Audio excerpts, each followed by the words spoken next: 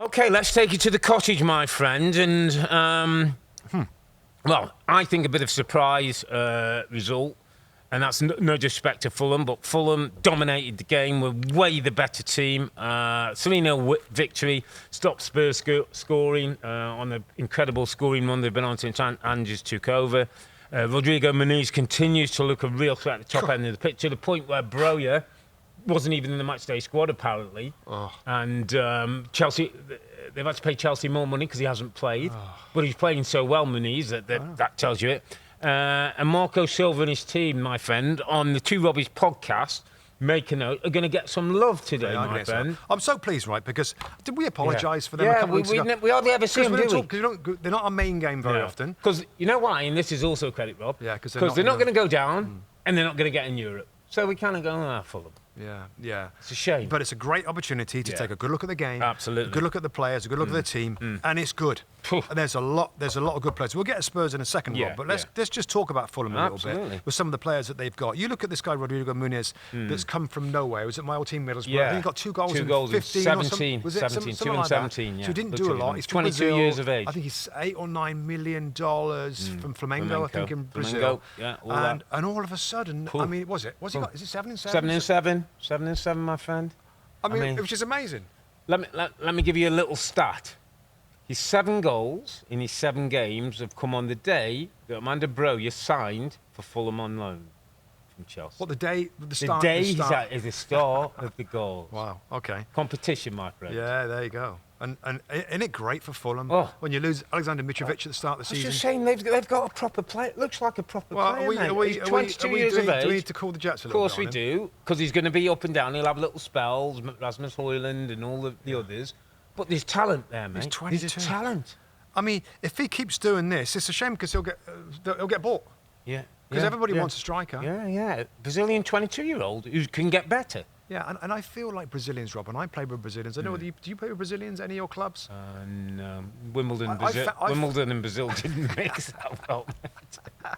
I played with a couple, and played against them, didn't he? We played against them. Yeah, Juninho and Emerson. We had Emerson. We had the left Branco, the big left footer. Yeah, won a World Cup. He wasn't a great attitude, which is not going to help my point. But I think Brazilians do pretty well in the Premier League.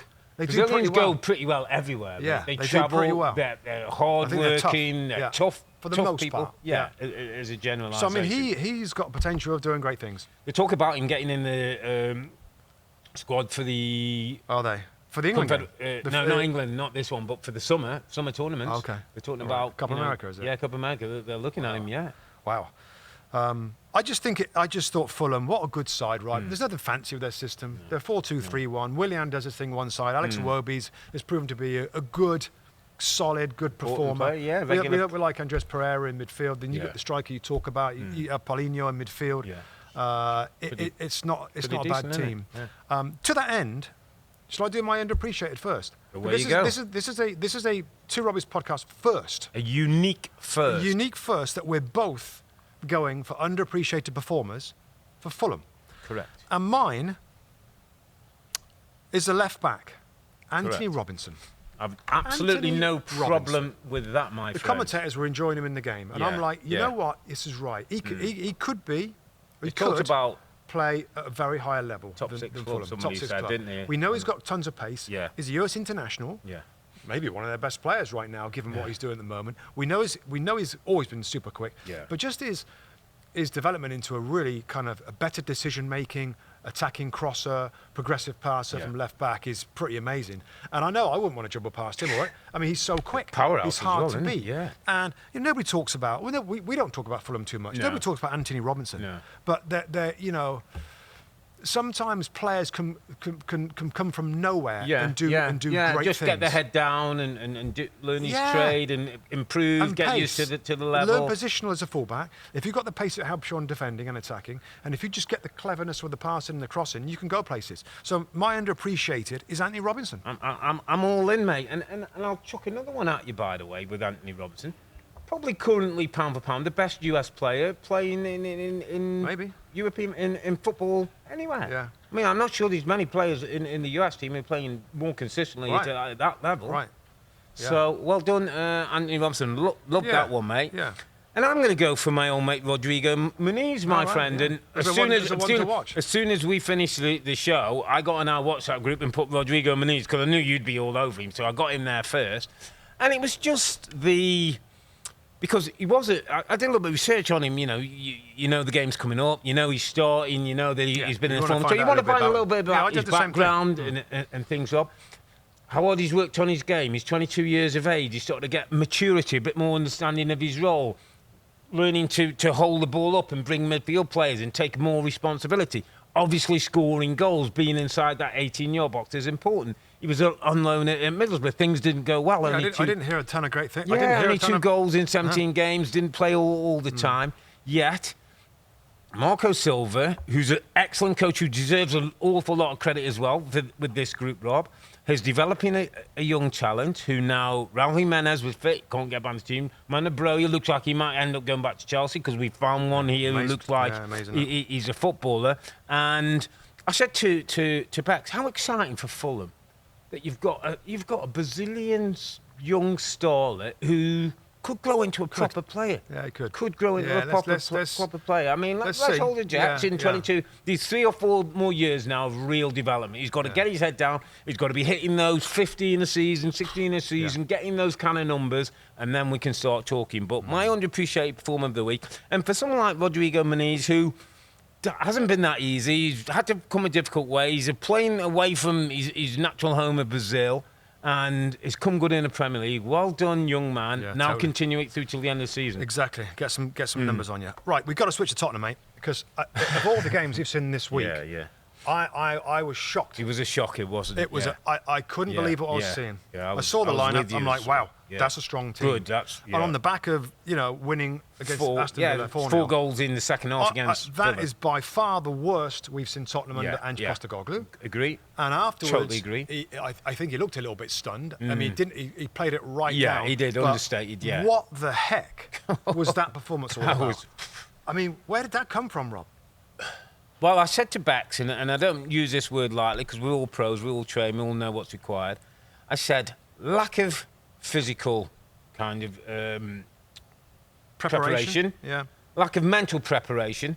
It looked to me, Rob, and I don't like to use this word, but it looks a bit complacent. Yeah, like, I agree. Spurs, I agree. We're better than them. Look, let's look at our team sheet. Look at theirs. Yeah. Look how we did last week. Yeah, it was all the things that you don't see in Ange's team. The intensity, the playing speed, the drive and desire. They didn't play. They didn't put 6 or 7 passes together. It was nowhere near. I mean, Son couldn't get in the game. Madison couldn't influence things. No. The 2 fullbacks got pinned back. I mean, it was Fulham's fullbacks, Castagna and Andy Robinson, who made the first 2 goals. They were getting forward and affecting the game.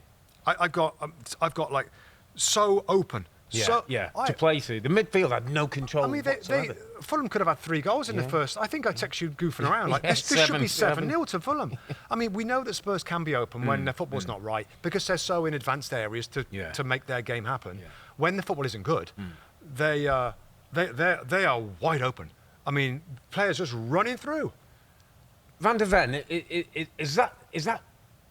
is he so important and that's the difference? Dragusin played. Dragusin's not nowhere near. No, the pace and that recovery. But that doesn't explain the performance, right? No, I'm with you, but I'm struggling, man. I'm struggling to be able to sort of say, wow, like that. We did not see that coming at all. No. That's a real step backwards. Yeah.